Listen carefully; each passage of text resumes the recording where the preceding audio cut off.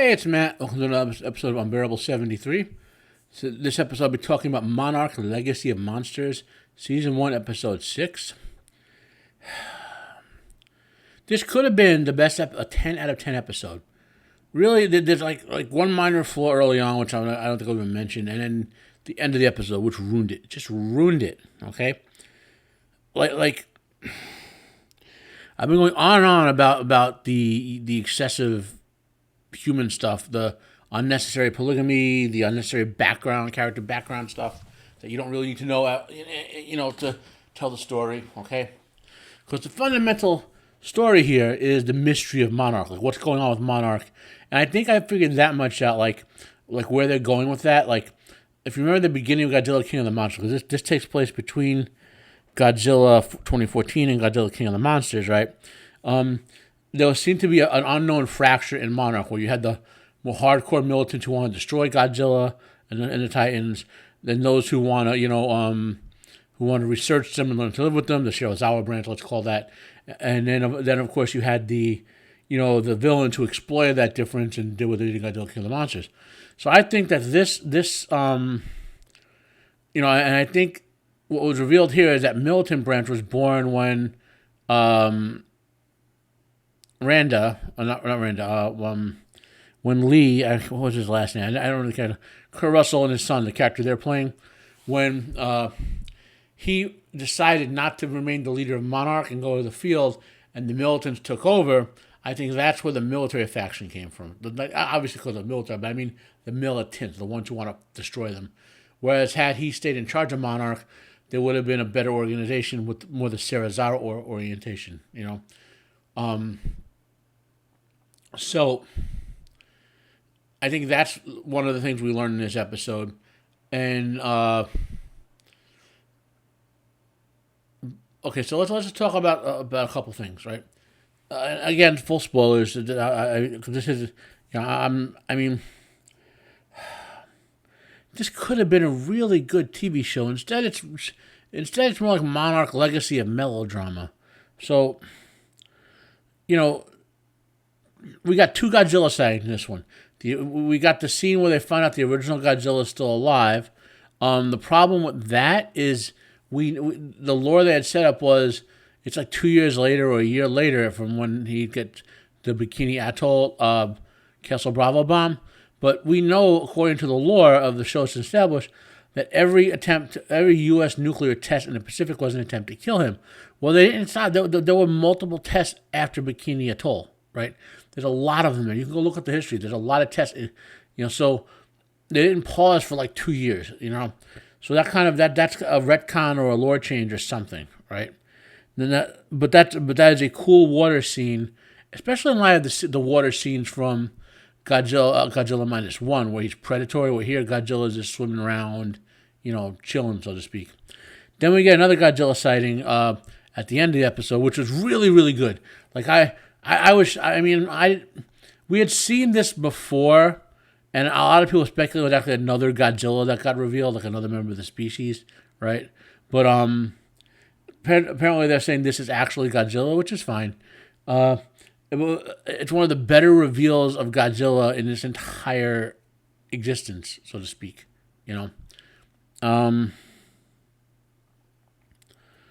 Probably the second best reveal after we got burning Godzilla when he just was there, standing up, blowing like that.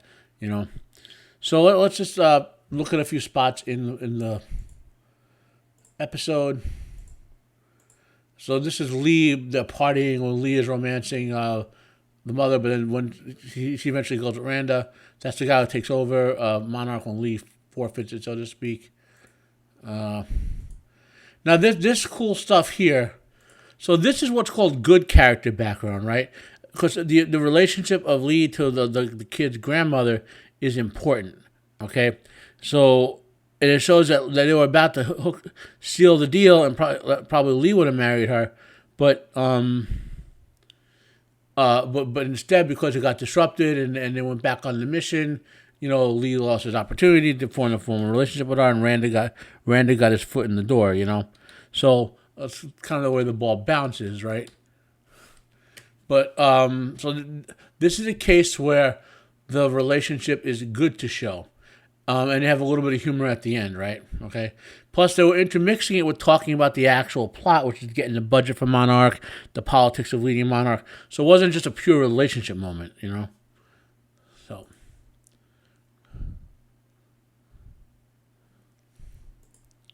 So let's go forward a little more.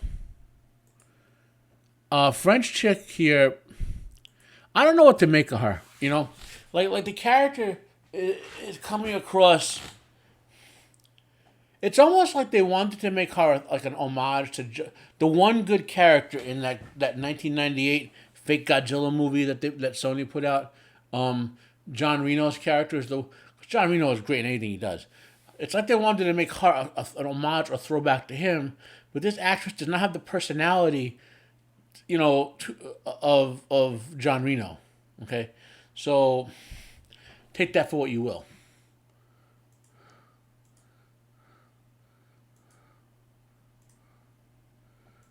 So we'll just fast forward through. You know, I like this character a lot.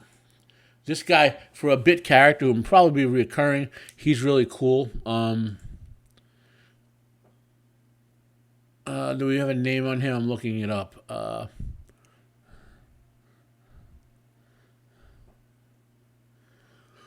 don't think we get his name. Okay, so whatever. Sukata, I think is his character name. Whatever, I'm not gonna. We'll do it this way. We'll turn subs on. We got him. Okay. Suzuki. Oh, yeah. Again, we don't care about her background that much at all. And this scene, okay, and this is where from right around this point to the end, prior to the last scene with like everything from here it is gold. You know, Godzilla reappears. And then we go to the future and we get future Godzilla in the future. So Godzilla's in the flashbacks too now.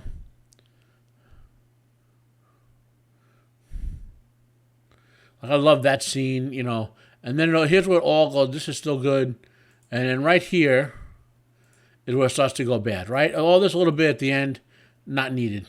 Just not needed. So like what was the purpose of having them not go with Lee and the French woman? Because that's where their dad is, and they want to meet their dad.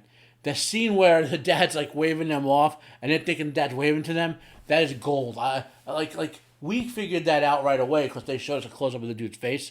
But that was a nice sort of tense scene, but comedically tense. So it kind of had the balance. So they were saying there's something dangerous going to happen, but the characters aren't like going to be mauled or whatever by what's going to happen. So that was kind of cool, right? In other words, it could have been more of a thriller horror thing, but they made it more of an action adventure scene by having that little bit of balance and humor in there. So that was good. So as usual, all the melodrama, bleh, there's like 10 to 15 minutes of this episode that probably could be edited out and still be improvement. Great scenes involving the kaiju, which is Godzilla. Some nice scenes. Kurt Russell carries it anytime he's on the screen. Oh, we finally get the pass back, the flashback back, and all those scenes. That hasn't really been a bad scene in the past yet. So that's kind of where it stands. Hopefully, we got 2 more episodes to go, I believe, on the season. Let's take a quick look. I'll try to find it fast so we don't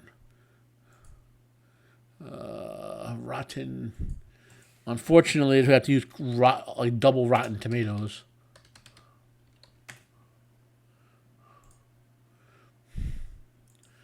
Wasn't planning on doing this, but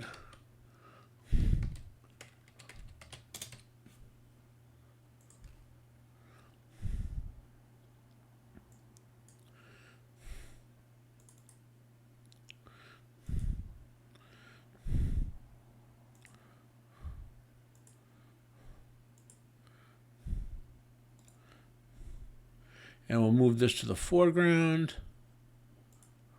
So 85 for the viewer, for the crappy critics, 69 for the viewers. This is probably going to get a season 2 if they intended to make a season 2. So I hope they learn the lesson and do less melodrama. That's all I can hope. Anyway, my name is Matt. This has been Unbearable 73, presenting Godzilla, my thoughts on Godzilla, on Monarch Legacy of Monsters, episode 6. As usual, I'll do a full sort of actual review at the end of the season, so I can talk about the production and all that sort of stuff. If you like, give me a thumbs up. If you dislike, give me a thumbs down. Share this video out there, please. You guys are going to give me some nice growth over the last month. Thank you very much. Have a nice day.